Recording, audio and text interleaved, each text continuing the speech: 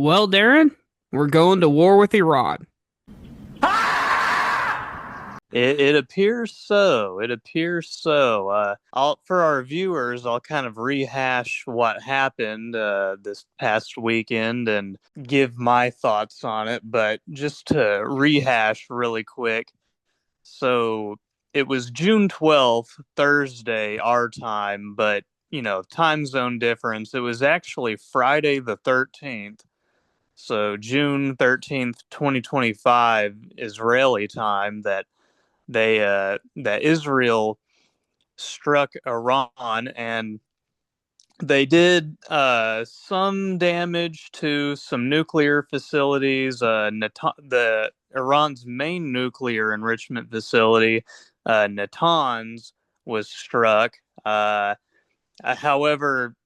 I don't think it's been obliterated or anything, but I do think damage has been received.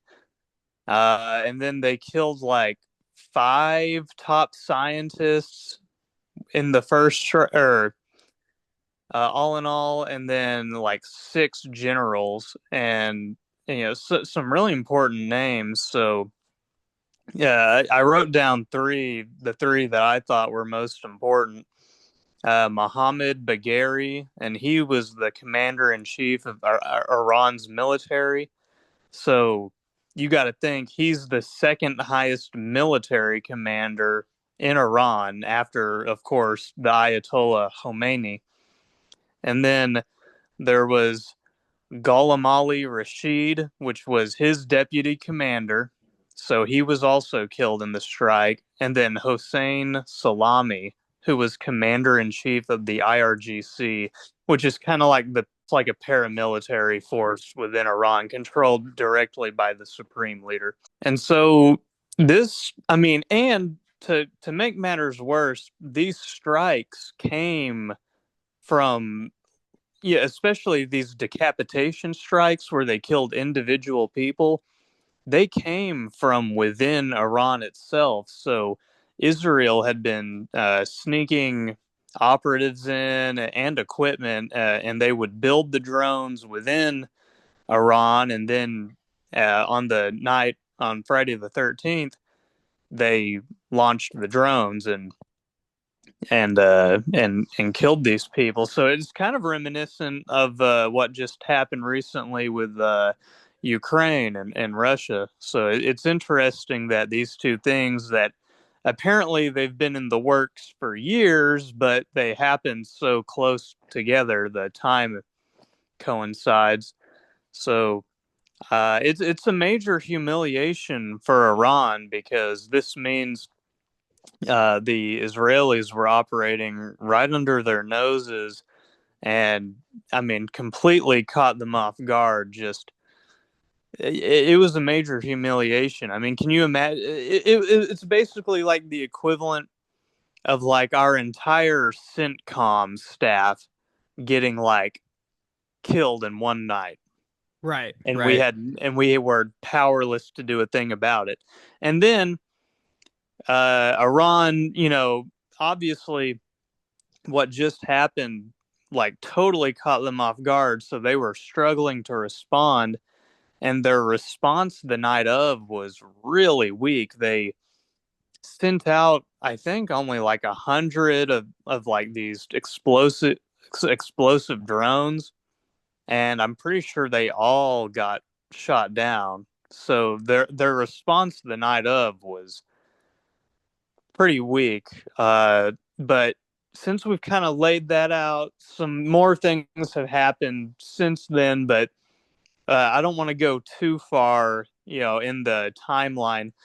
Do you have any comments on like night one? Like, what are your initial thoughts? You know, yeah, let's go into that, and then Yeah, I maybe mean, we can. from the Israeli perspective, it's a complete success. I mean, you could not have gotten higher value targets short of, the Ayatollah himself, right?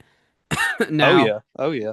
now I do have reservations about killing scientists. I did see the president of a university. He's a physicist, but he does not actually work for the IRGC. He actually got killed as well. I think the idea, I understand it. If you were killing scientists that worked on the Manhattan Project, I mean, would you be justified? I don't know. But you don't have a problem with that, I'm sure, right? Like you know. Yeah, I mean, it's something I wouldn't have a problem with conceptually. Like, I mean, obviously, I disagree with Israel having done it because I don't think Iran was like racing towards a nuclear weapon. But with that being said, if they were and Israel could take out the leading scientists on the team, then I do think that would be justified in a universe where their attack was actually justified, of course. Right, and that's actually what I was going to get into next. But I was just going to say that for night one, the facts of the ground show that like Israel absolutely won. Now let's get into a little bit of the analysis. Why did they strike? Right. So they are claiming the claim is that this is all about denuclearization of Iran and taking away their capabilities. And it very quickly changed from we just want to take away their nuclear capabilities. We just want to take away their nuclear capabilities to then, well, we also want to take away their ballistic missile capabilities to their oil infrastructure capabilities. Like it keeps expanding, and this should not be a shock to anyone, and is going to continue to expand because the fact is that even if their first goal, which is to destroy their nuclear capabilities, even just for that, I mean, they need the United States. So I don't know if you saw. So Natanz was a major target, right? And you mentioned Mm-hmm. it, you talked about it. And like you said, it underwent severe damage, not completely unworkable or anything like that. I think many of the centrifuges still work. But Fordo, which is where they're moving all of their nuclear enrichment, is literally half a mile down below the surface in a fucking mountain. All right. So Mm-hmm. the only thing that's going to crack that mountain base is going to be a 10,000 ton bomb. And Israel just doesn't have it. They don't even have the airplane to launch it because it's such a heavy bomb. You're talking about 30,000 pounds, right? The Yeah, only yeah. airplane on this planet that is capable of doing that is owned by the United States, a B-29 bomber. And they're just, look, that's what they want, right? At least on paper. They're going to escalate it till we agree to give them what they want. And that's just all there is to it.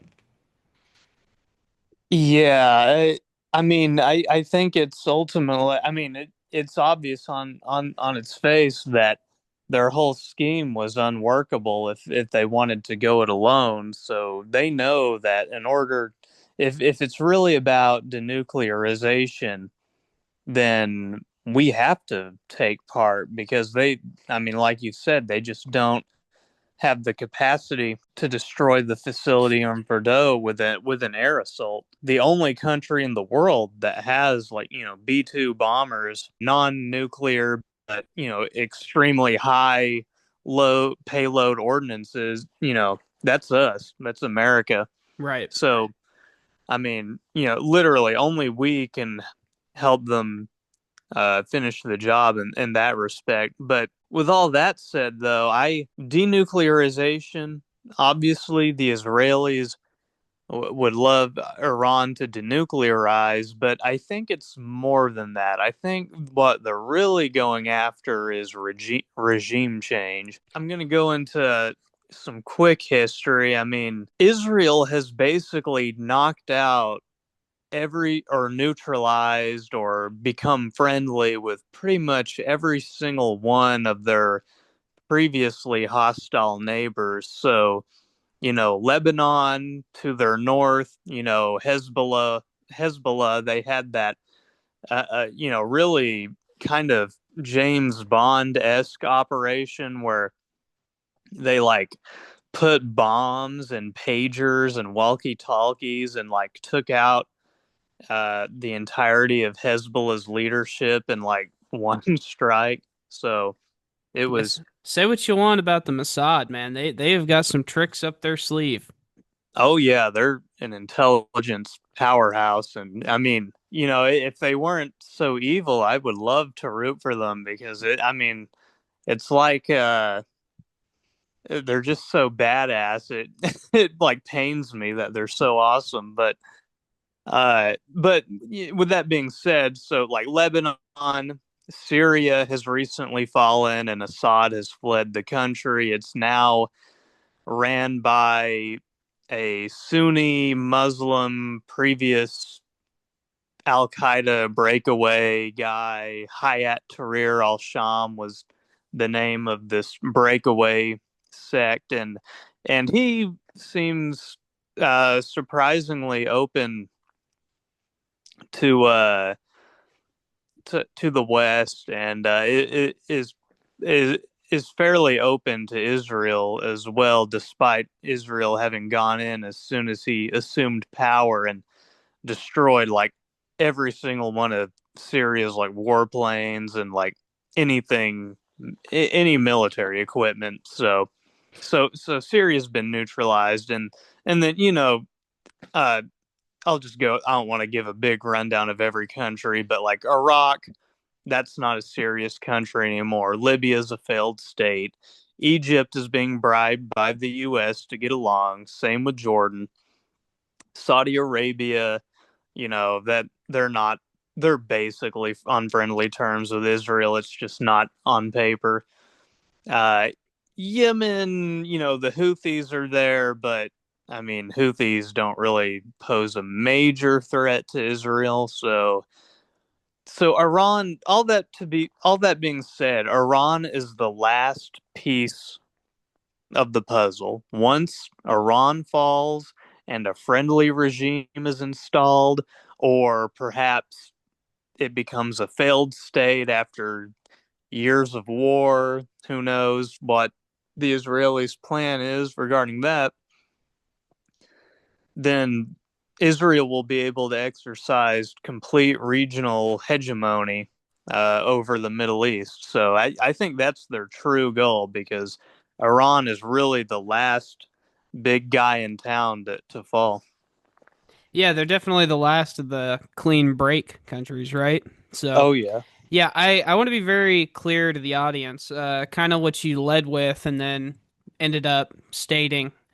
This is not about denuclearization. Israel does not want Iran to get a nuclear weapon, but that is not their main goal. Their main goal is regime change. And that's just a fact. I mean, they did it in Iraq, they did it in Libya, they did it in Syria. Like, this is the last country where they finally have a chance. I mean, Trump at the top of his political power, right? They're like, this Benjamin Netanyahu, I think, quickly realizes we're not guaranteed another pro-Israeli president like this in my lifetime. So it's now or never. And he finally find a dude who might be stupid enough to go along with it. Because even Bush would not go along with war with Iran. Like, so Oh, yeah. Oh, yeah. Bush wasn't that crazy, despite, going into Iraq. I yeah, and mean, what a bump up job that was, right? Huh? Remember yeah. that? Yeah, what a bump up job. And it's crazy because, Bibi Netanyahu. There is no question whatsoever that Saddam is seeking and is working and is advancing towards the development of nuclear weapons. No question whatsoever. So that was a lie. Swears they had weapons of mass destruction. There's no question about it, Yeah. Darren. No This is question definitely about a it. guy we should keep trusting. Right, right. Hey, and I'll tell you what, Iran, Darren, they're days away from a nuke, man. They're days away from a nuke. Oh, So, yeah. Well, they've been days away for so long. They plan two weapons of mass death to exterminate Israel. One is to rush forward with their nuclear program to develop atomic bombs to destroy Israel. And second, their program to build a vast ballistic missile arsenal, each missile carrying 1 ton payload at Mach 6, just slamming into our cities, killing our women, our children. They were going to build 20,000 of these. So obviously these are two existential risks. We had to act in the nick of time. obviously, I just want the audience to keep that in mind. Like none of this has to do with keeping a nuke out of Iran. If that was true, they would have just stuck with the Iran deal, right? But the reason that this is not the whole Likud party, which is the party Benjamin Netanyahu is in. Their entire basis is that we do not want diplomacy.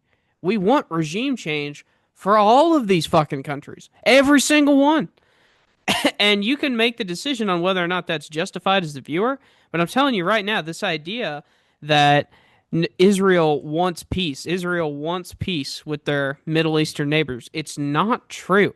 They do not want peace. For God's sakes, they overthrew Bashar al Assad in Syria, a secular government, although a shitty dictator, right?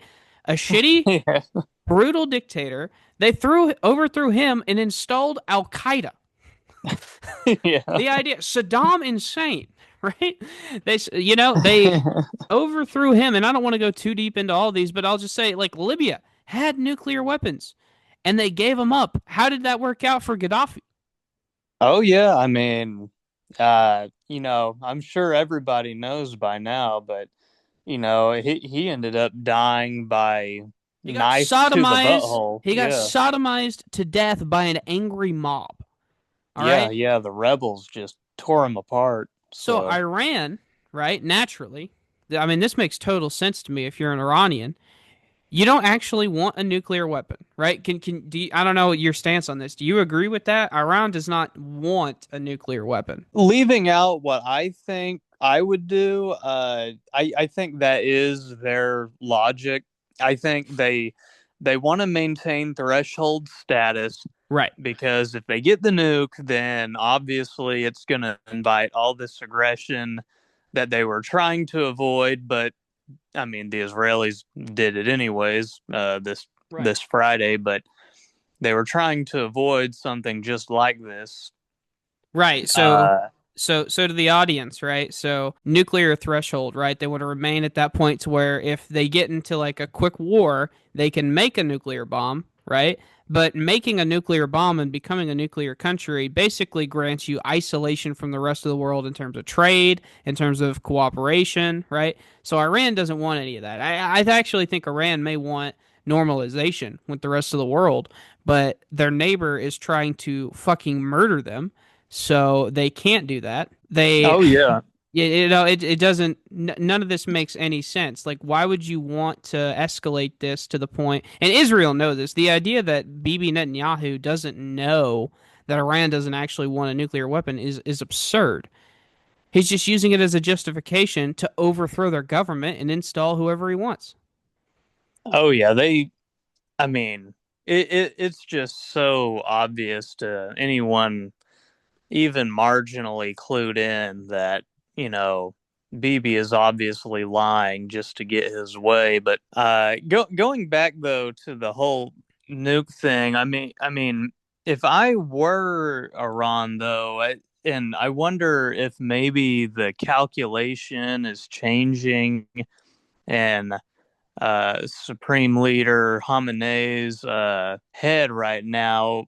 If I was him, I would pursue the nuke. Oh, I are you mean, kidding me? You can bet your ass they're working on a nuclear bomb right now. They just oh yeah, found their I'm sure. reason for it. I'm certain they are. I would actually be kind of surprised if they weren't. Yeah, I mean, if I was him, that's what I'd be doing right now. I mean, that's the only way you can get people to not mess with you. I mean, take North Korea for example. I mean, they're alive and well. You know, well, I don't know if you can call them I don't well, know but they're about well, alive. but they're alive, right? Nobody messes with them, right? Does anyone mess with China? Does anyone mess with I mean, even Pakistan and India, right? They Oh yeah. the nuclear deterrent has probably saved, I'm not even kidding, potentially millions of lives from the lack of war, right? And the low level conflict that's been forced, right? Oh yeah. I mean, if the nukes weren't a factor, I bet Pakistan and India would have went to war a long time ago. There's a lot of bad blood there, so I don't follow them quite as closely, but yeah, I would imagine that with how much antipathy there is between the two countries, that we would have seen just tons of bloodshed in the past. Yeah, no, without a doubt. But I guess let me ask you this too. assuming the Israelis are right and Iran is or was trying to rapidly create a nuclear bomb, not just maintain that threshold where they have the capability, but they're actually actively pursuing, which, by the way, just for the record, that contradicts U.S. and UN intelligence. Tulsi Gabbard said under oath in front of Congress in April that they do not intend to get a nuclear bomb. The IC continues to assess that Iran is not building a nuclear weapon, and Supreme Leader Khamenei has not authorized the nuclear weapons program that he suspended in 2003. The IC continues to monitor closely if Tehran decides to reauthorize its nuclear weapons program. Right? Oh, yeah. In fact, she said, I think they were like multiple years away from it. Right. So, Right. So understanding that, let's just ignore that. Let's push all that to the side. Is it justified then to, do a preemptive strike to take away their capabilities? yeah, I mean, in this case, it's certainly not justified. It's However, not justified in any case. What do you mean? uh, If we found out the North Koreans, right, way back whenever they were, that they, we didn't do that to the Chinese. We didn't launch a preemptive strike. Or against the Soviets. Can you think of a bigger enemy that we didn't want to have a nuclear bomb than the Soviet Union? And we didn't bomb them, right? We didn't bomb the Koreans. well, I'm not totally opposed to it in theory. I mean, Oh, you're out of your mind. if it's justified. Oh, I mean, I don't think in any of these cases it would have worked out because Russia, we kind of knew too late that they'd been getting it. So I don't think bombing them would have worked, and it's too like spread out. So I don't think it would have worked out. But like North Korea, for example, I mean, there's some problems with that because like the fallout would reach South Korea. So if we nuke them beforehand, but in like a theoretical scenario, if like an island rogue nation that wasn't bordering any allies and was completely isolated, but was like irrationally hostile towards the US, was creating nukes, then yeah, I would be okay with nuking them. Well, we'll just have to agree to disagree. But you're saying in this case, definitely not justified, right? Oh, certainly not. Certainly not justified. Yeah. Gotcha. It's just Israel trying to drag us into another conflict. So Well, not let's hit on that actually a little bit, unless there's more about the conflict and the escalations you'd like to. I just wanted to make sure it was crystal clear to the audience that the idea that this is about, stripping them of the ability to get a nuke is bullshit. That is not Oh true. yeah. The goal here is for them to escalate this, push the United States into it, topple a regime, install a new government. All right? That's the goal. Now I'm then, in full agreement. I just want to ask you, do you think Trump knew beforehand? Well, I'm glad you asked. This is actually what I was going to ask you. Uh, this was going to be my next question to you, and I actually have some like screenshots pulled up. So because they're so contradictory that I just don't know what to make of it. So like the night of, like Marco Rubio, like basically sends out a statement saying, TLDR, we had a little bit of foreknowledge of the strikes, but we played no direct role in Israel's strikes on Iran.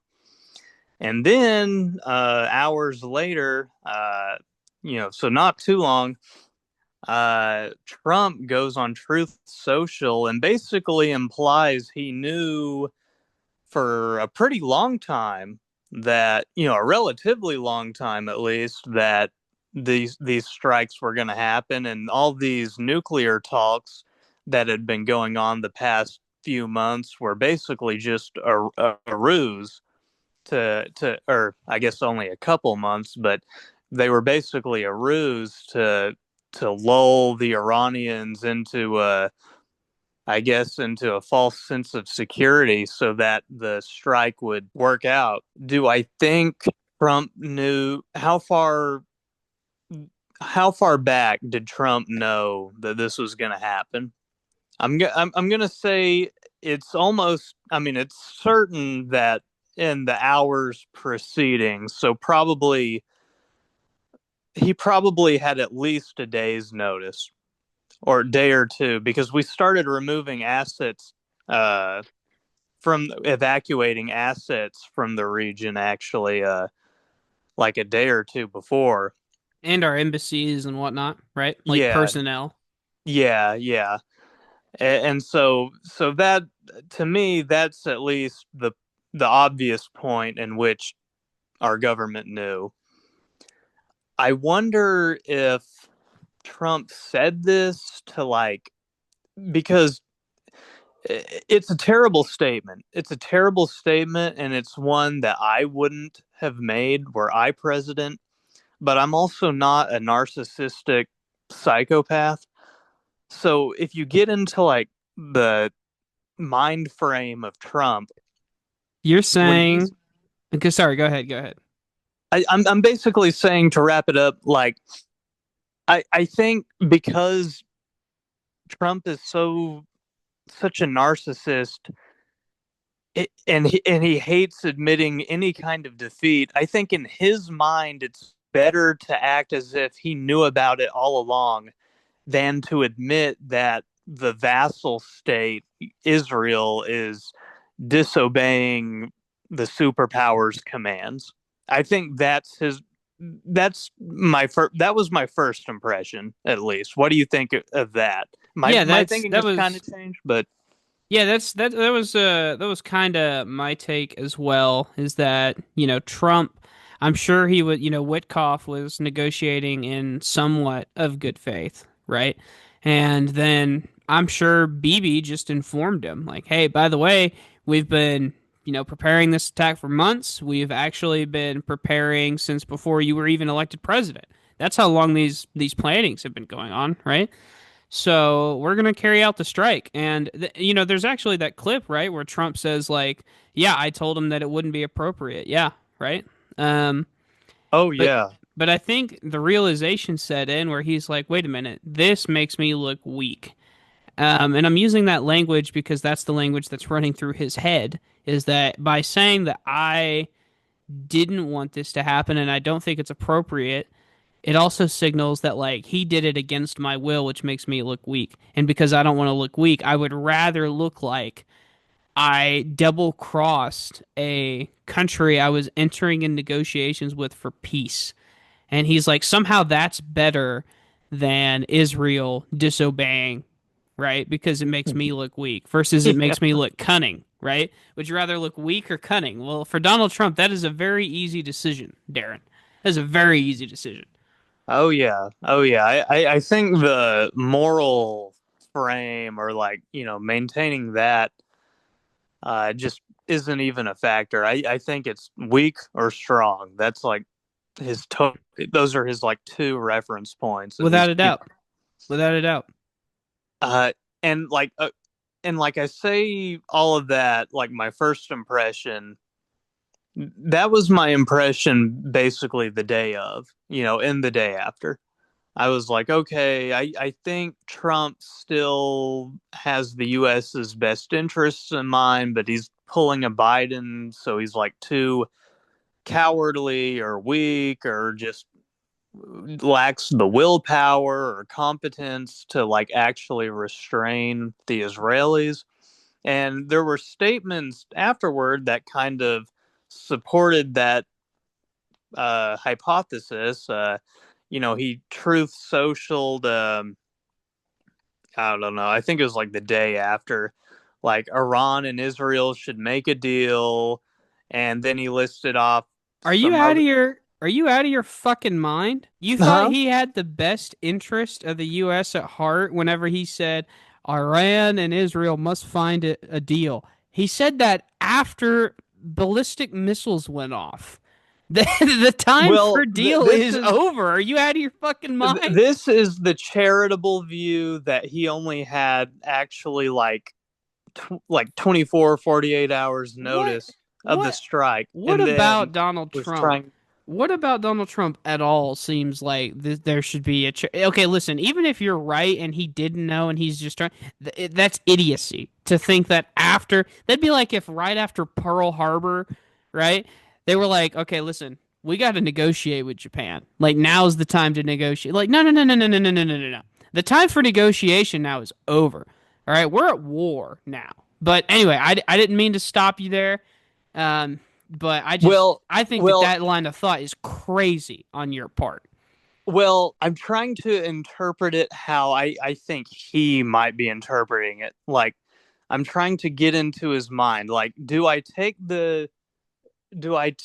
do I take it at face value that he actually wants a deal? At you know, a couple days ago, I was kind of thinking he wanted a deal, but was just unable to restrain Israel. But my thinking has become a little more cynical today. I will say, or a lot more cynical, and I don't know where I'm landing quite. It sounds like you've kind of landed on the more, Trump pessimist, non-charitable view or interpretation of events.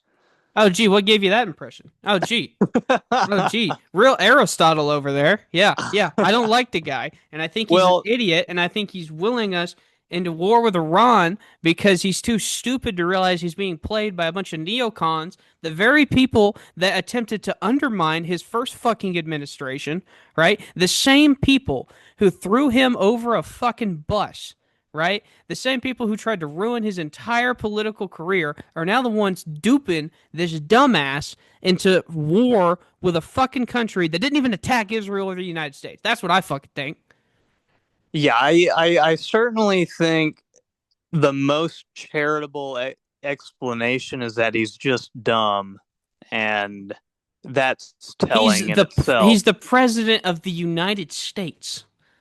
Like, Yeah. Well, Biden was addled in his by the end of his presidency, so it's not known to be impossible that the president is just totally out to lunch. And in this case, that's kind of what I was thinking the day of. Like, okay, Trump is just out to lunch and he's trying to save face. But because of his statements afterward, I'm thinking he, in his heart, does want the diplomatic solution and does not actually want to get directly offensively involved. We're already involved defensively, but I don't think he wants to take it to that level. I still think he wants to maintain that no new wars status. okay, But I see then where I your was head's at. thinking, especially because of statements afterward, conflicting statements afterward, and then statements today where Trump is tweeting or truthing, I should say, just really inflammatory stuff like total surrender or something. Basically, Unconditional surrender was one of them. oh, okay, yeah, unconditional surrender. I thought I took screenshots of all the tweets. I guess I didn't, but he had a couple of other pretty inflammatory tweets that really, honestly, implied that honestly, you could almost interpret that he might even be open to nuking Iran from one of these tweets. Truths. So, Yeah, yeah. I so mean, they were it's pretty inflammatory. Uh, one of the most irresponsible tweets or statements from the office of the presidency ever. So oh yeah. Oh, are you talking about the one where he said Tehran must evacuate like yeah, now? And it was at like yeah, 3 a.m. like Tehran time yeah, or something. yes. And so, like, I saw these videos of all these, like, cars. It's a city of, like, 10 million. It's bigger than the state of Israel itself. Just Tehran is bigger than, not in square mileage, in terms of population, Oh, is yeah. bigger than Israel. Yeah, it's bigger than New York City. New Yep. York City is only, like, 8 something million. So, it's a massive metroplex. And, so that was just totally, total disregard for any it was a callous thing.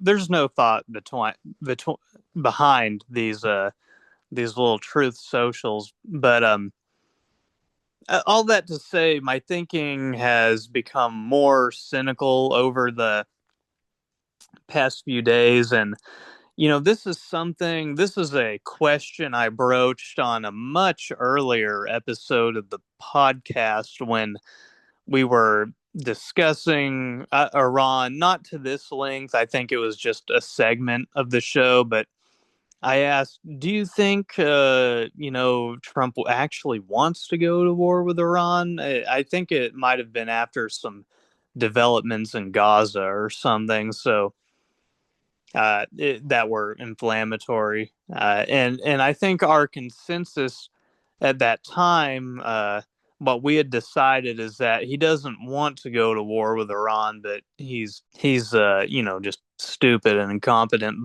But I'm looking at those tweets today, and it brought me back thinking of like acting in good faith and stuff. It's bringing me back to like the assassination of Qasem Soleimani. Mm-hmm.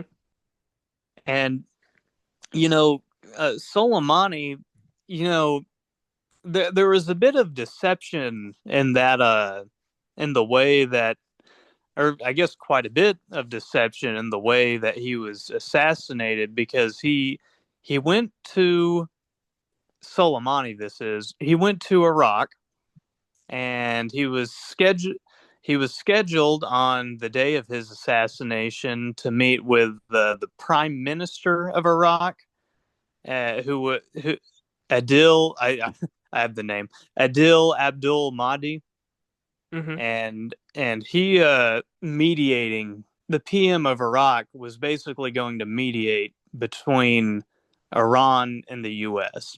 like some negotiations, and then Trump just uses a Reaper drone and like obliterates his convoy, and like 10 people died. Right. So it was something that was pretty much out of nowhere, and I mean there had been some like Shiite militia terror activity in the months prior, but I mean it was a pretty it was pretty universally condemned. I mean it certainly was not acting in good faith, to say the very least. Oh, without a doubt. And if I can, for just a moment, I'd like to compare, you know, Trump's style of negotiations with Iran versus, Obama. And I'm going to stick with Obama first, right? So the Iran nuclear deal, or the JCPOA, right? We actually had to go because Obama understood that Bibi at the time was not going to go along with any treaty with Iran because he understood Bibi wants regime change, right? So they went actually behind the back of Israel to get this deal done. It took them 2 fucking years, 2 years of negotiating. All right. And at the end, you have to overcome the amount of trust that has to be built to form a deal, right? Where you're giving up your nuclear capabilities. I can't imagine that. We in the United States can't even fathom the level of trust it would take to get rid of our nuclear weapons. We can't even comprehend that, right? And we don't have the people wanting to kill us every single day like Israel wants Iran dead, right? Oh yeah. And it was a pretty good deal. I mean, it got pretty, shit on here in America, but at the end of the day, here are the facts. I just really quick and then I'll move on, okay? Iran gave up 97% of their enriched uranium, okay? They gave up 2/3 of their centrifuges, which is used to enrich uranium, and then they allowed for UN inspections, right? And just try to think of the accomplishment it took, because here's who signed the Iran nuclear deal: Iran, China, France, Germany, Russia, the UK, the US, and then the rest of the EU. Can you imagine those countries signing that same deal today, Darren? We live in a different fucking world. Getting those countries to agree on anything is next to impossible. And that's why, when he pulled out in 2018 or early 2019, I mean, this is what sucks to hear, right? By all accounts, Iran was living up to their end of the bargain, Okay, they just were. I mean, their nuclear enrichment amounts is very public information. They were living up to the deal.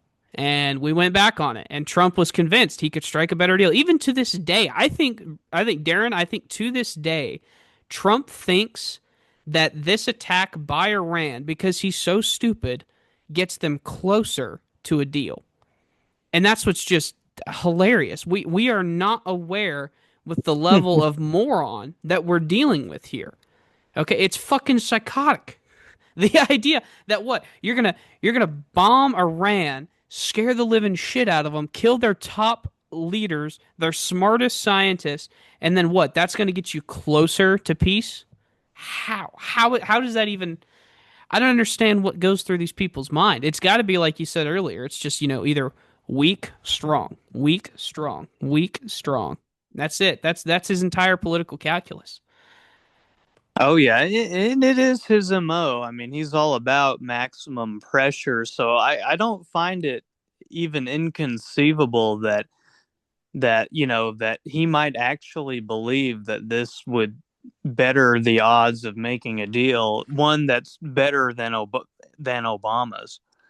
I think that's at the core of what I think that's what is at the core of all of it. He just wants to outdo Obama. And I'm curious, unless you were dying to switch to something else. Do you think the U.S. gets directly involved? Do you think that there is a scenario where we lend them a B-29, or do you think that Trump tries to stay in this defensive war where we're just, intercepting drones, intercepting missiles?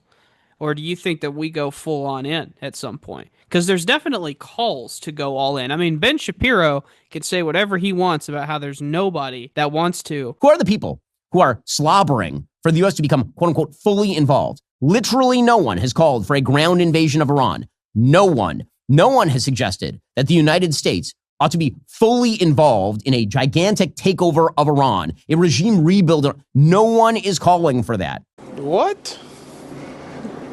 Bro, what are you talking about, man? We most certainly need to have regime change in Iran. Do you want to see regime change? Do you think that happens soon? And what would the future look like in that regard? Look, I think it is very much in the interest of America to see regime change. I don't think there's any redeeming the Ayatollah. He is filled with hatred. Can President Trump in any form, can you make the commitment that this would not lead to a longer war? I can guarantee you that if the Ayatollah gets a nuclear weapon, he will use it. I believe that with all my heart and soul. So the men and women who serve, they're the ones going, not people answering a poll. And if you ask them, would you be willing to risk your life to stop the Ayatollah from having a nuclear weapon? All of them would say yes. There's several senators that have already called for regime change, and I don't know how you're going to overthrow a country of 90 million fucking people without boots on the ground. What, you're going to airstrike a regime change in Iran? Get real. Yeah, it's impossible. I mean, just look like what we did with the Houthis. I mean, you can airstrike all day. It's not going to change anything fundamentally. It just depleted some reserves of artillery. So all that being said, honestly, I think it's more likely than not that we do get directly offensively involved. I don't think we're going to stay just shooting down ballistic missiles like we have been. I think if things continue on at this pace, I mean, especially with some of the things I've seen from Trump today, he shared like a text conversation with Mike Huckabee. And it kind of implied that, we might see direct U.S. intervention soon. So, I'm hoping, obviously, we don't get involved. But I think any prediction where I'm like, oh, we won't get involved, like within the next couple months, I think that's just like wish casting at this point, because I mean, all the signs are there. I think it's almost inevitable at this point. I think we will get involved, unfortunately. The And miracle would be that if we didn't. oh yeah, honestly, I mean, if I had to put percentages by it, like as of today, right now, I would say it's, gosh, probably an 80%, 70 to 80% chance, and that's probably being generous. So it's 70 to 80% chance that we start bombing their nuclear sites. Fordo. There's a bunch of other ones that I I've seen the map. I can't list them off right now off the top of my head, but I'm sure we'll Right. be bombing all of them sooner than later. So the question is, are we gonna keep it in the air? I think that's more of the question. I think we will get involved. Right. Are we going to keep it in the air, or are we going to see boots on the ground and then, trying to, a decades-long occupation? Well, so here's just a quick back and forth. I mean, here's the calculation for me, Darren, is does Israel want regime change, right? Oh yeah. Yes. Okay. Does the United States current administration also want regime change? May. Oh, come on now. Maybe not. Oh, give me a fucking break. Absolutely, the Republican Party wants regime. Listen. Oh, okay. The Republic. Hear me out. Let me say this. Let me say this. Donald Trump, dumbass that he is, right, is going to shockingly be the guy trying to pull back the Republican Party, away from basically annihilating the Ayatollahs, in my opinion, anyway. I think compared to I know he's long gone, but like John McCain, Ted Cruz, Lindsey Graham, those people literally want Tehran knocked off the fucking map, right? Trump is not that. Trump in an ideal world probably would get a deal. It's just he's being pulled so far the other way by his own base and his own party. He can't. He's going to be forced. Anyway, go ahead. What do you think? Well, I mean, if it were up to Trump alone, but it's so not. I know. There's so many competing interests and factions, and then it also depends on what's happening in the Middle East in general. Like maybe something crazy happens, like maybe Iran attacks a military base, which I don't think they would, because that just wouldn't be wise, but on their part. But you never know.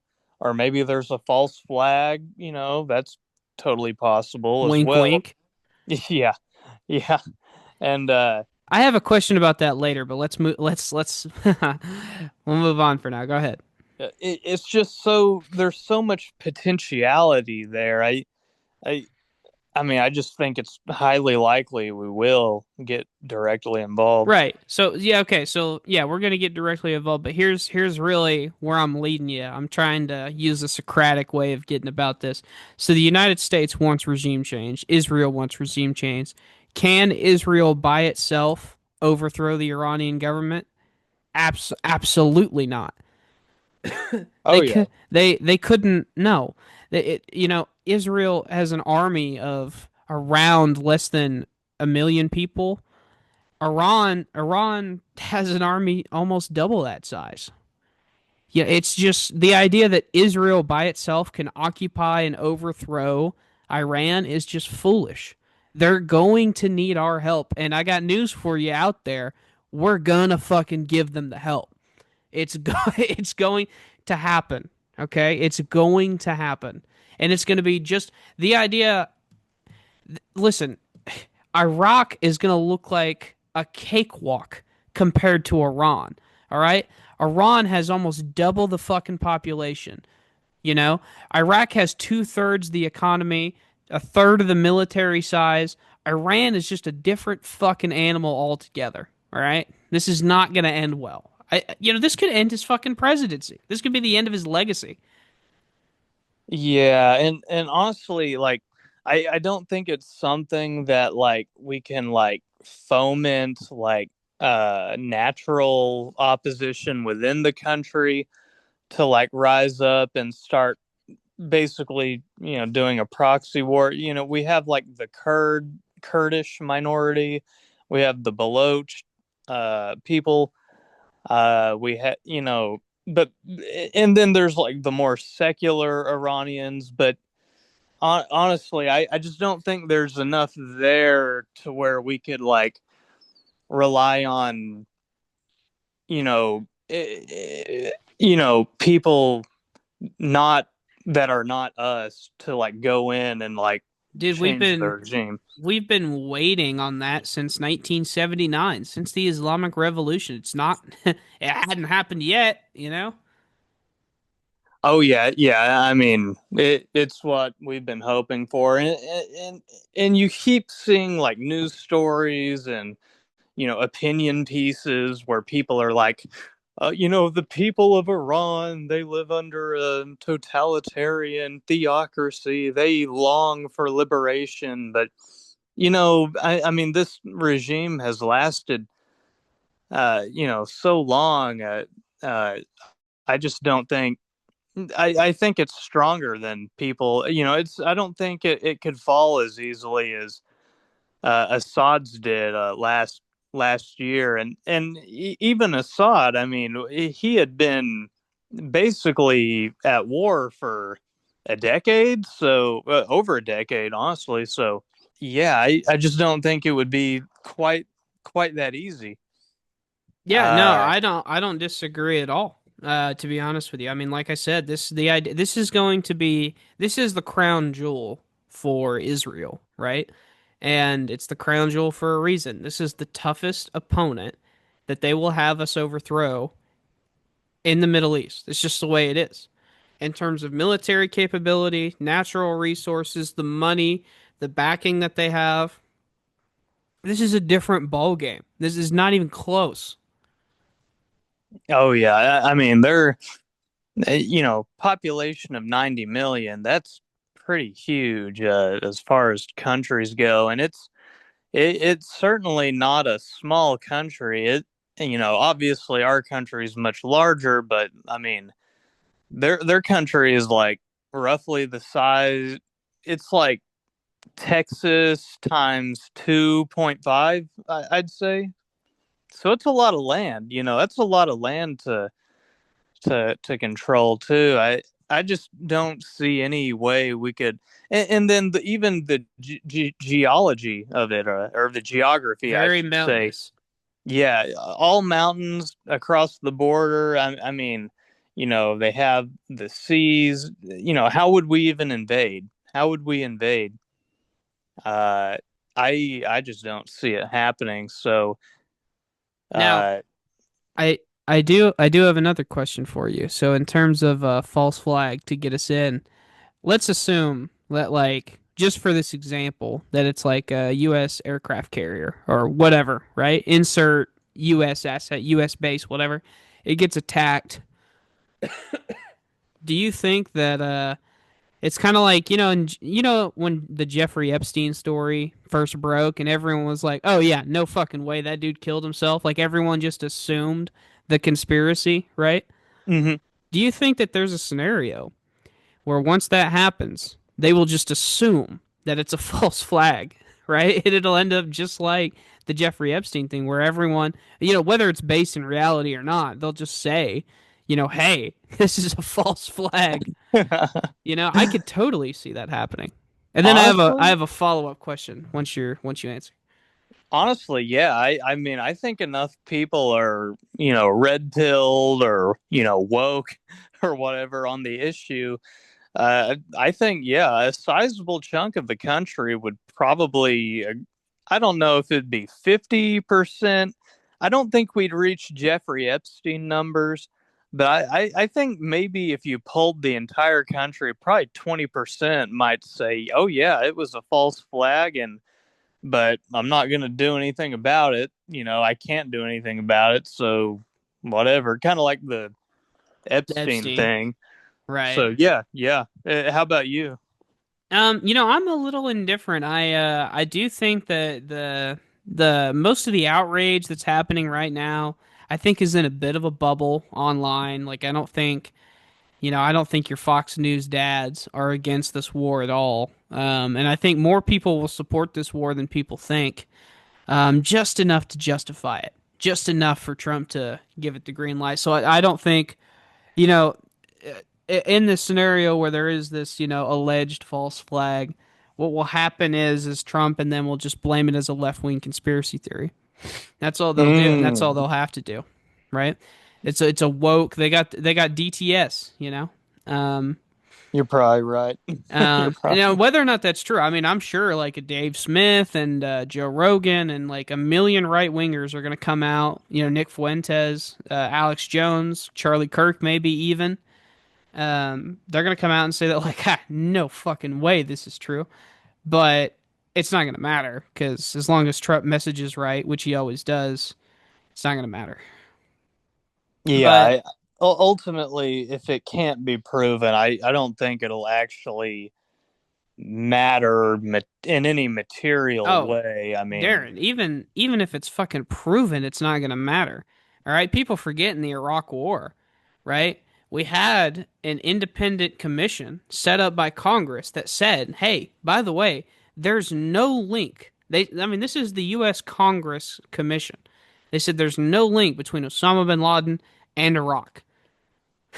It didn't fucking matter. You know what I mean? Like, it didn't matter, Oh, yeah. Well, that's fair because honestly, this current war is built off of it's built off of a lie, so. Right. So, yeah, I guess, the truth doesn't matter. So, yeah, even if there was a false flag and even if everybody knew it, I still think we'd probably go to war over it. So. Right. Now I do have another question, and I know I'm like monopolizing the questions, but I feel this is good. This is good. How do you think MAGA responds to an offensive, whether it's just air or boots on the ground? Let's just be ambiguous about that. How do you think MAGA as a faction responds to this war? Do they go along with it? Do they push back? I'm seeing a fair amount of pushback online right now. I don't know how like tangible it is, but what do you think? Do you think that they'll eventually come around, or do you think it'll take like a strike on like a U.S. base or something? I think I think support will fracture. I think Trump will definitely lose some support. How much? Let's say he has 40% of the country on lock right now. I'd say, like, honestly, maybe he loses 10% of that, or like 10% total, so like 40 to 30. I gotcha. Interesting. Yeah, because I say that because I think a lot of people in his fan base maybe think he truly is the anti-war president, so maybe that's why they have this devotion to him. But I think the other 30% aren't as clued in, and maybe they just like the vibes, or they have other reasons for supporting him, or they're evangelicals and want Iran to be decimated. So so yeah, I think maybe he maximum loses a quarter of his cult. But ultimately, I think he'll retain at least 30% of the country. It'll definitely fracture. I think MAGA will definitely fracture. But, I think the majority of the cult will probably follow along easily. How about you, though? How bad do you think the fracture will be? Dude, I think a quarter is like a quarter of his base is awfully optimistic. I'm saying less than 10% is what'll fracture, and I'll tell you why. You're dealing with the most incompetent scumbags on the planet of the earth that support this guy, right? And they treat this guy like like you said, they cheer on anything this guy does. He can get away with anything. And right now they're bitchy, all right? They are loud. They're like, "What? What are we doing? Oh my God, we didn't vote for this," right? All it will take for them to flip fucking script and fall right back in line is the target of a U.S. asset. And whenever that inevitably happens, because Iran is not just going to take us shooting down their fighter jets, their drones, or their ballistic missiles. They're not just going to take that, right? And I got news for you guys. Would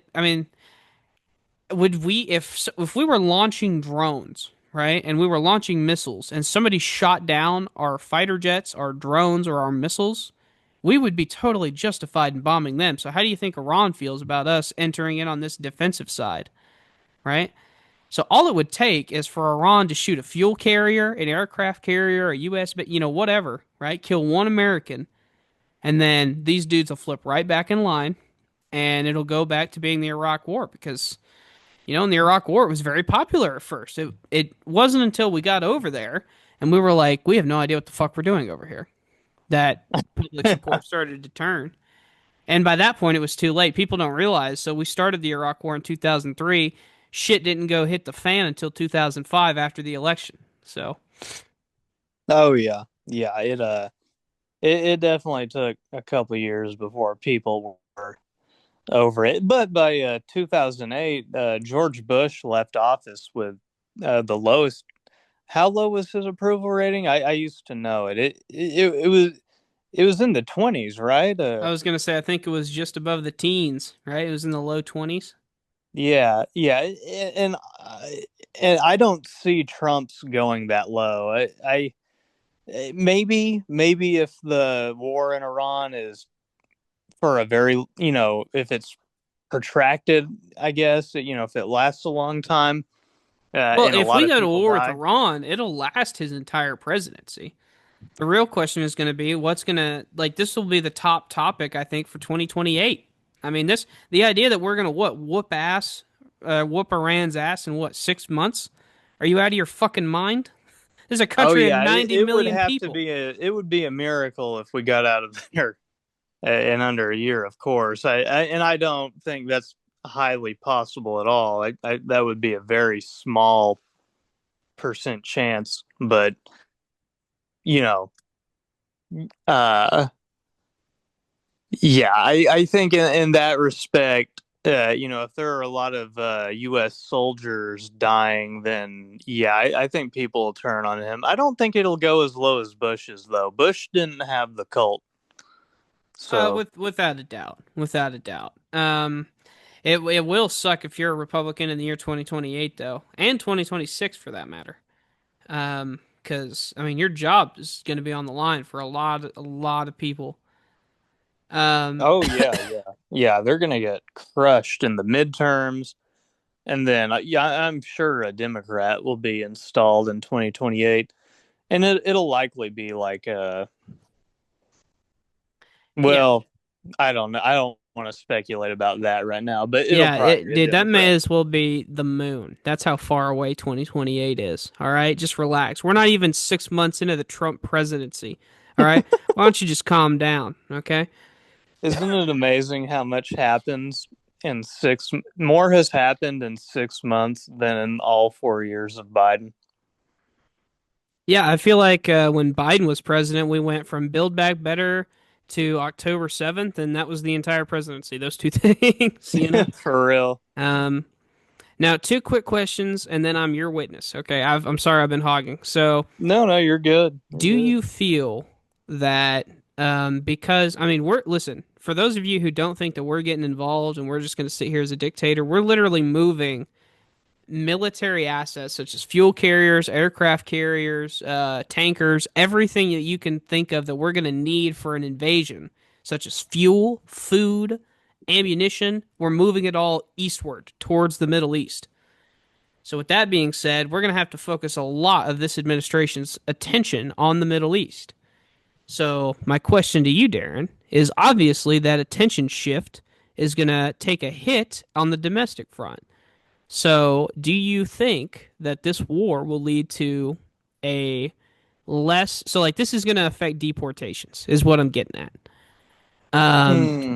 Right. This is going to affect his ability to pass just any legislation.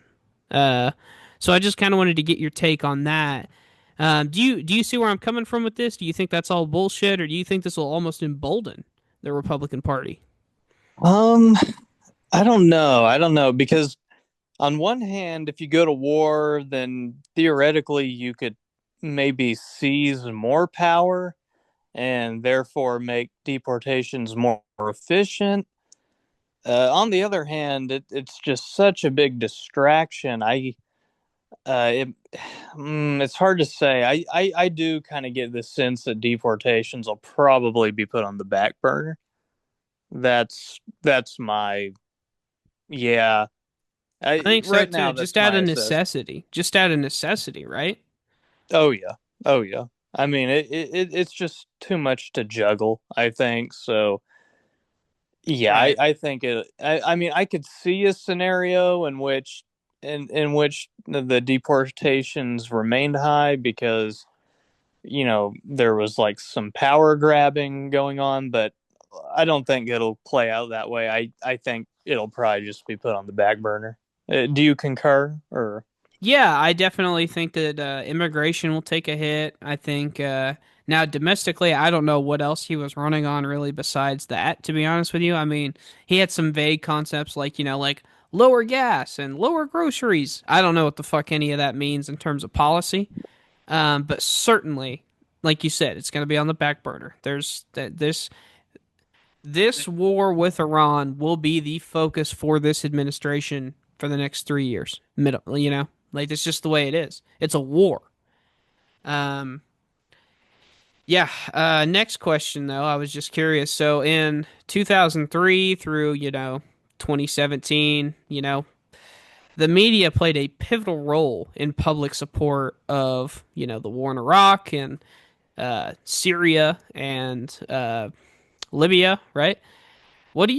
Obviously, this is a completely different media environment because of Twitter, because of YouTube, Rumble, Spotify.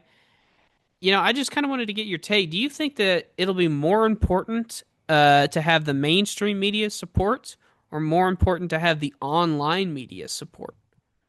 Ooh, that's a good question. And I don't know Uh, that he'll have either, but I'm just curious, which one do you think would be more influential in terms of like turning public support negative or positive? uh, I think it's at this stage in the game. I think it's more important to have the online podcast sphere type support. I mean, that's what people are listening to. The MSM numbers are just down so much. I think the MSM will probably still run cover for the war effort. I based on just what I've read so far and have seen so far in the New York Times and other mainstream outlets, they seem basically okay with going to war with Iran. Uh, but he'll totally lose the podcast sphere and therefore the proles. All the people will not be for it in the same way that I think they might have been in 2003. So Yeah, I think the mainstream media is kind of stuck between a rock and a hard place. I mean, like you said, a bunch of them, they really want this war, whether or not they may or may not say it. But they also hate Trump with a burning passion. So they're kind of, it's going to be tough for them to figure out what they want. But yeah, I think they'll maintain criticism of Trump in domestic affairs, but I mean, it, it totally depends on the incompetence of this war, to be honest with you. yeah, I'm sure there will be a lot to criticize, especially with Hegseth running the Pentagon. But so I think they might lob criticisms on how it's prosecuted, but maybe not the war itself. Right. Like fundamentally, I think the mainstream media is owned by people who are in favor of war with Iran. So I don't think that will be criticized. Aspects of it maybe, but not the war itself. At least at the start. I gotcha. Well, so now it's your turn. I'm your witness. So Oh, okay. Yeah, I have a couple questions. You actually kind of touched on some things I was gonna ask, but This one, we kind of touched on it a little, but I want to maybe expand on it a little more because I've heard, I won't say his name, but a mutual friend of ours talks about this a lot. Do you think the Iranian people will be receptive to regime change? No. No, I do not. Uh, I tend to agree. I just think, I think it's propaganda. I just do. I don't buy it.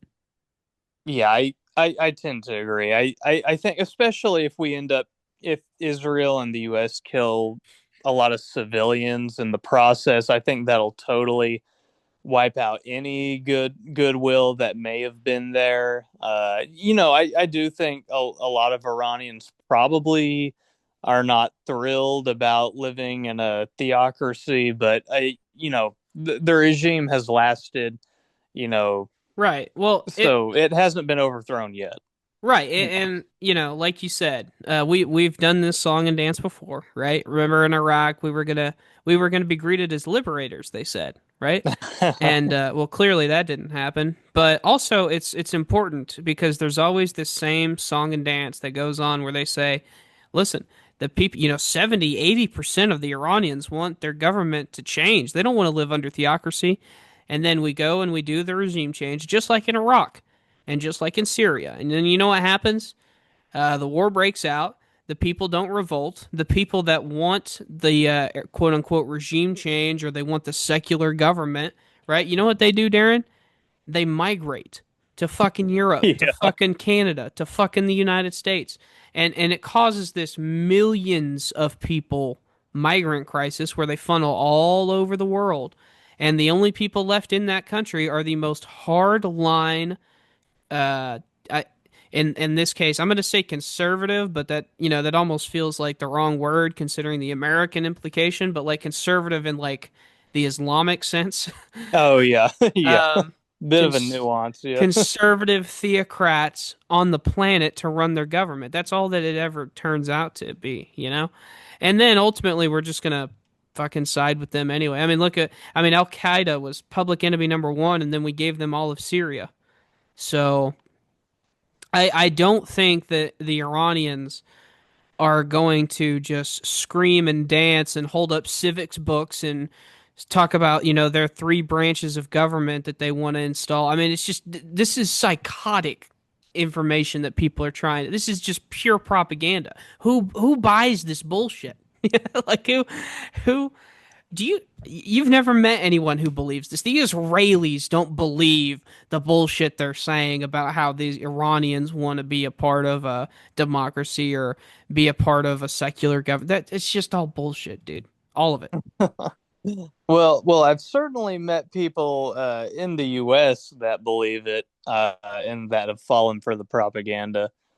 But I don't. Yeah, I don't think anyone who is actually clued in or knows anything is really gonna take that line. I mean, I do think in a certain sense, the Muslim world is becoming less Islamic in a way. They're becoming less fundamentalist, more westernized, globally. But yeah, I just don't think we're like to a, I don't think they're all secular or anything. So yeah, and honestly, I've seen conflicting data, but my sense is that the degree to which the Iranians are all secular, it just has to be propaganda. So that's my thoughts on that. Well, but it's super weird too because you'll hear from the same people that say like, Iran wants to be secular and they wanna topple their government. They'll also tell you they're the same people that tell you that like, well, they quote the Quran and the Quran says to kill all Jews and this is their everyday people. They're savages. They're barbarians. They're opposed to Western civilization, but also they want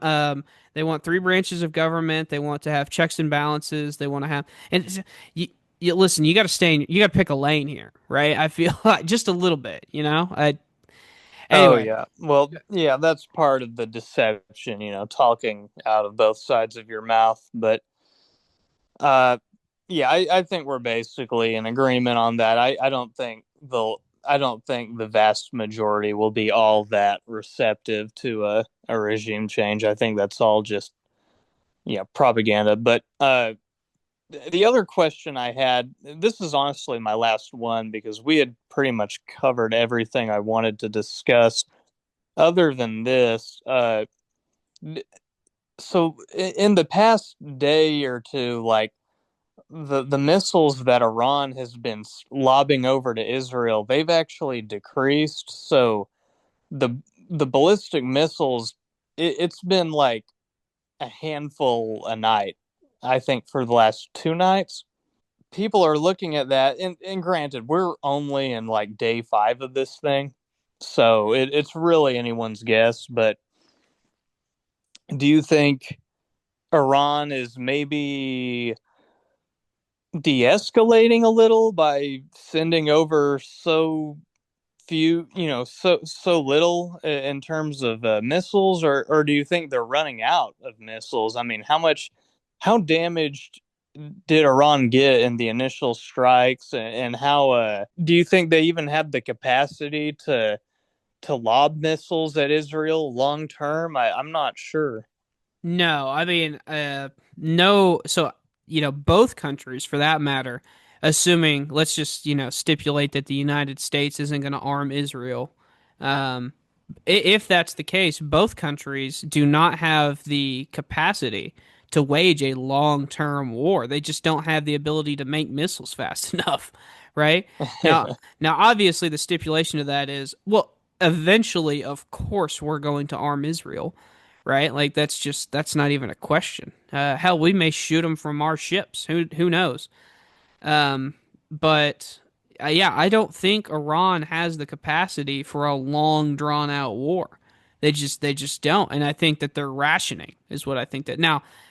It's hard to say, and believe me, if the Mossad thought that Iran was running out to the point where like they're literally almost out, they would have said so. They would have telegraphed that. They would use that for leverage. It would 100% be known to the world, right? So I tend to think that they're rationing it because they know that they're eventually going to need this. Yeah, that's my sense. I can't imagine that they're gonna be. I don't think they're I obviously don't think they're like depleted or anything now, but I do think they don't have a ton in the inventory. So yeah, I think I don't know how much they have, but yeah, they're definitely. I think they're rationing. Because the other theory, if they're not rationing, is that maybe they still want the possibility of talks, but I think that's just so out the window.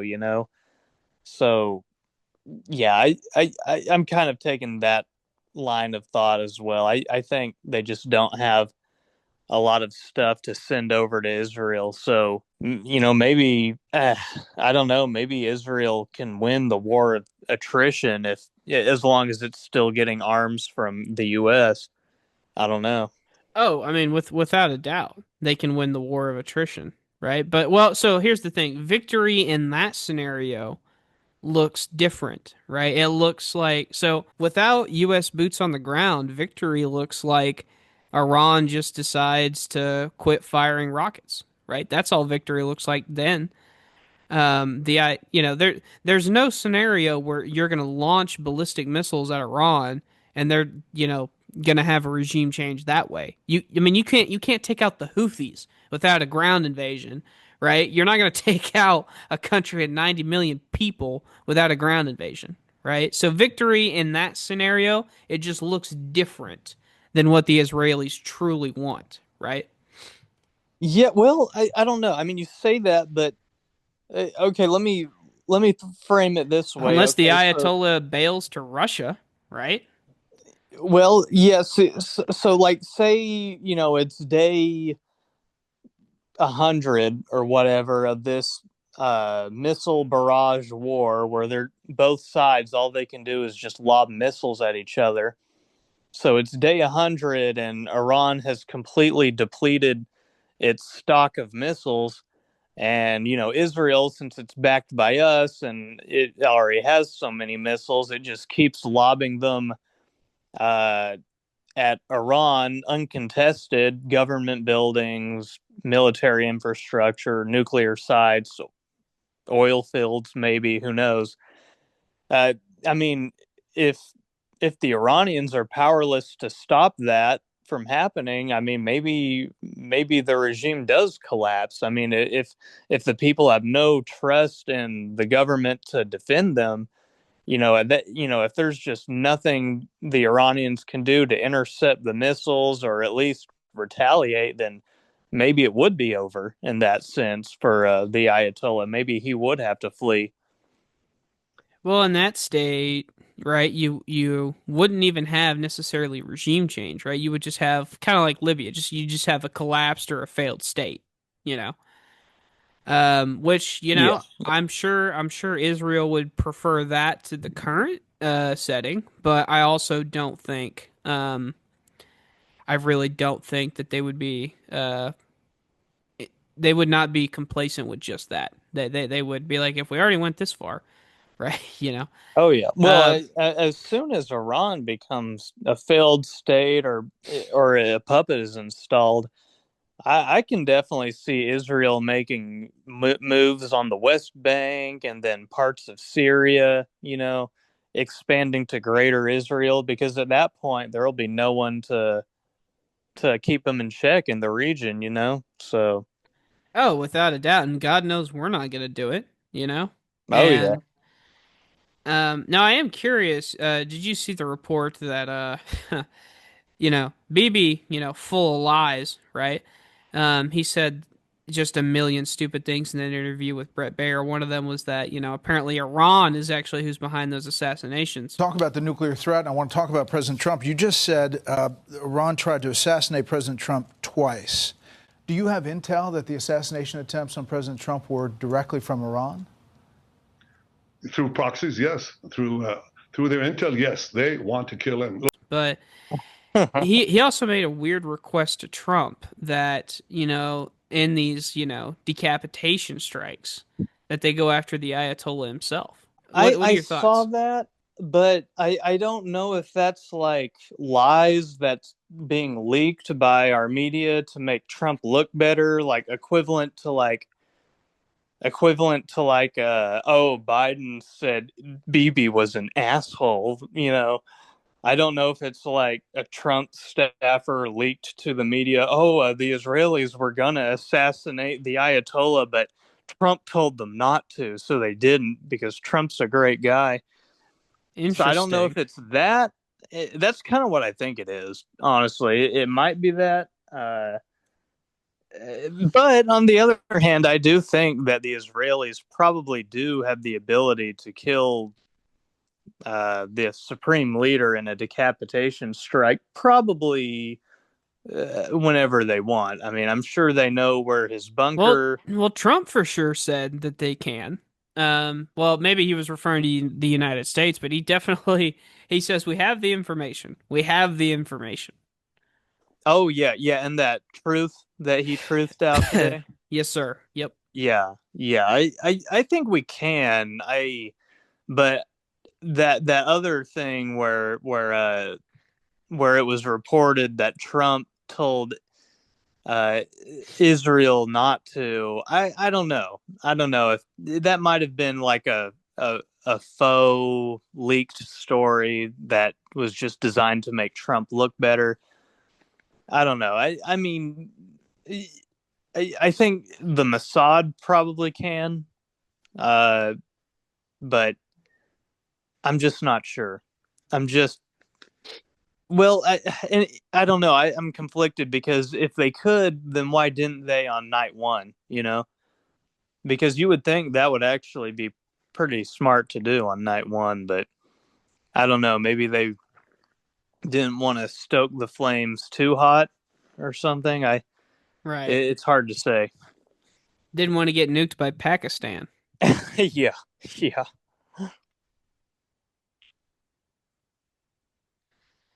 Do you see an off ramp for us here?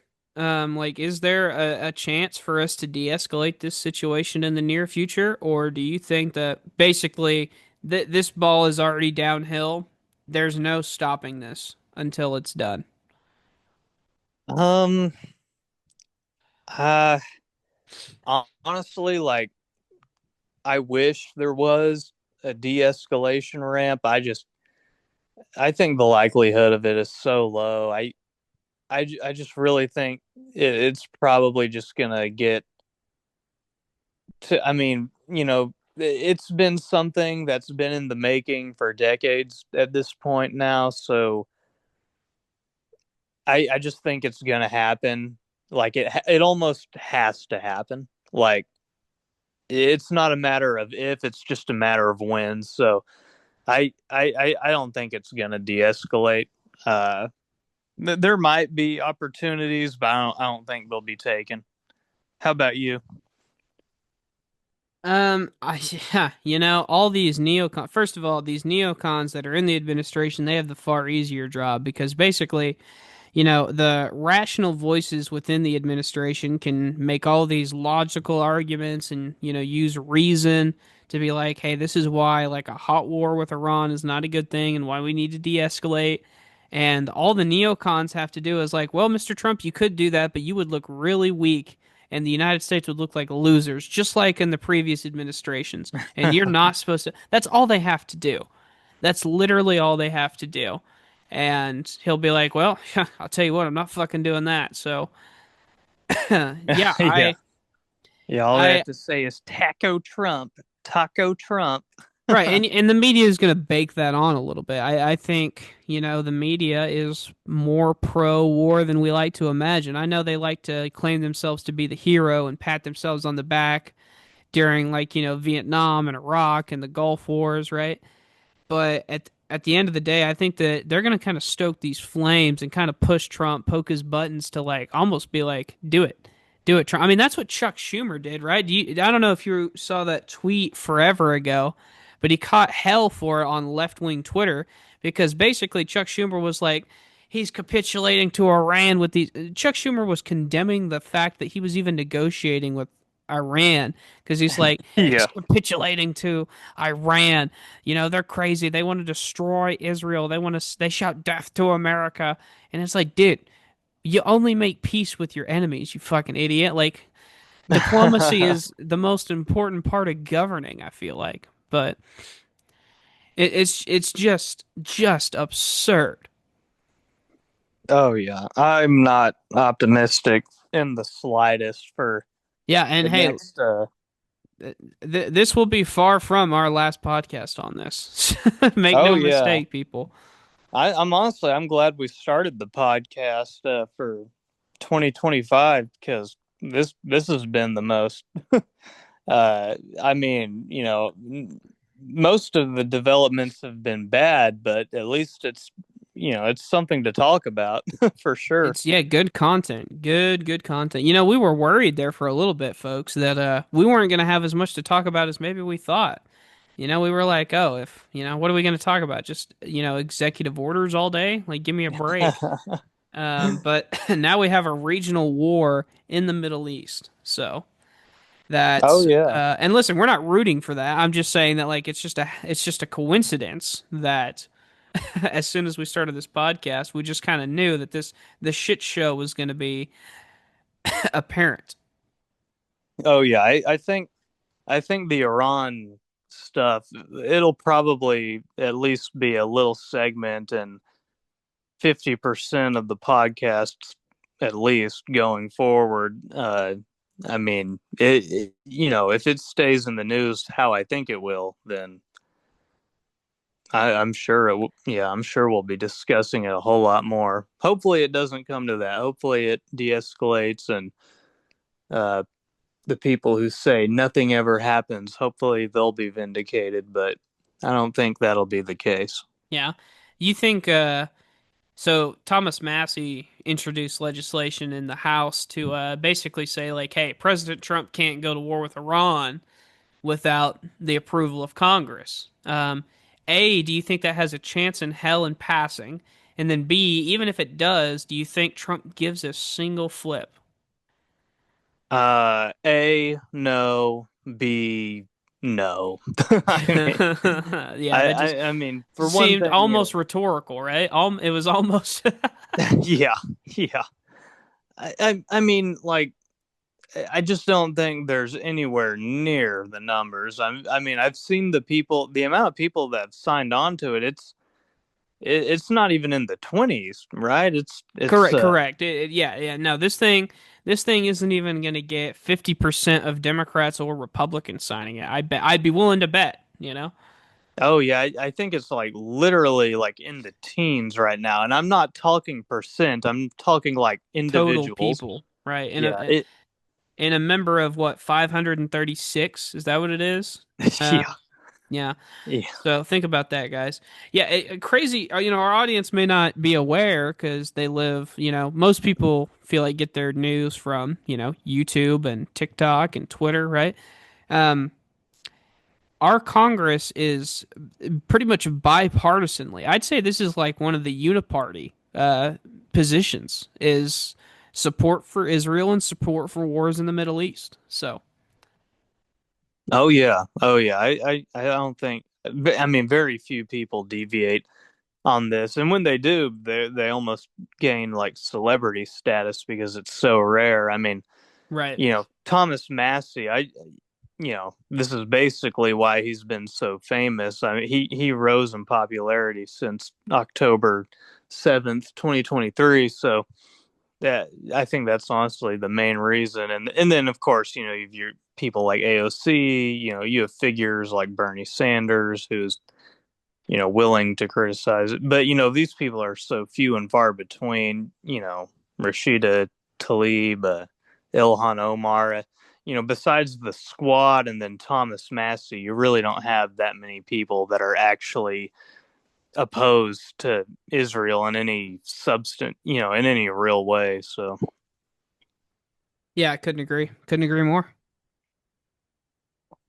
Well, is there anything else you'd like to mention or anything? What do you think, viewers? This will be my last question to you, and then we'll kick it off from there. But what do you think going forward? Right? What should our viewers keep an eye on as like, you know, this is a major sign for de-escalation. This is a major sign for escalation. That's maybe not even like a military action, right? So, is there anything you got that they should keep an eye out for? It's hard to say because I feel like, you know, in a Trump presidency, like the signs aren't subtle at all. You know, it's almost just so in your face. Like he's just truthing out, you know, truths right now that are like just basically, I mean, almost as overt as possible that I think we're going to get in this war directly. So, things to look out for. Maybe just kind of the tone you see when you're like reading the MSM. So if you're reading like Washington Post, New York Times, uh, you know, kind of feel out the tone and see what they're saying if they're offering, you know, cover for Trump in any way. Also, when you like watch CNN and, you know, MSNBC, NBC, Fox, you know, just try to get a vibe of what they're saying. But do you have any advice? Yeah, I you know, I would say it would be curious for me because this is going to be like the center of his administration for the next year, unless something rapidly changes. Um, keep in mind the Democratic opposition here. So as we all know, when Obama ran and won, and there was a Tea Party movement within the Democratic Party, and even, or sorry, within the Republican Party, and then even during, you know, the Iraq War, there was almost like a contingent, you know, the anti-Iraq War. That's what it meant to be Democrat, you know.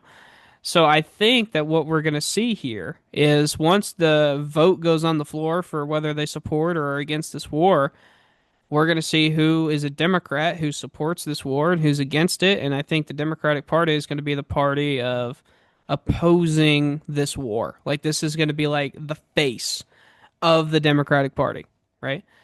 As crazy as it may sound, it might rival the deportations, because this is that big of a deal, right? This is that big of a story. Yeah, And if there's anything that'll get the Democrats' energy back, it'll definitely be this. Yeah, that is a without a doubt, development to watch out for. I think we might look back on this, and we might find that the comment you just made is pretty prescient. Because I think I could definitely, at least among the base.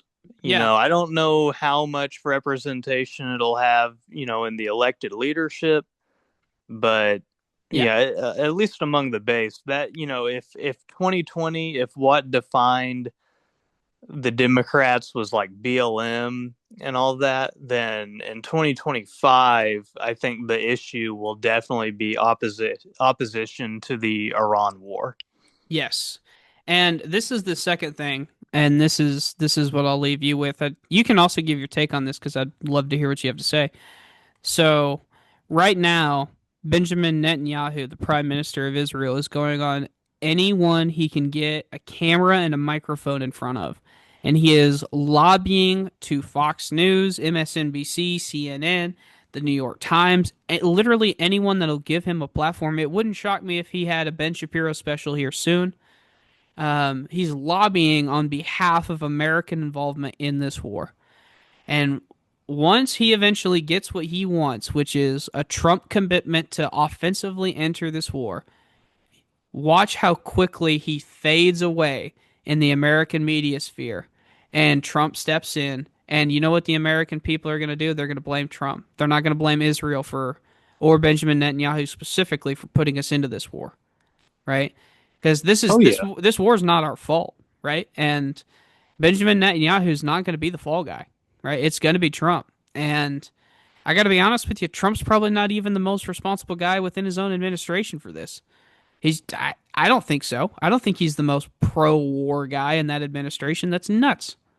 Oh yeah, he's certainly not, but he's surrounded himself with some hawks. Less so than in the first term, but yeah.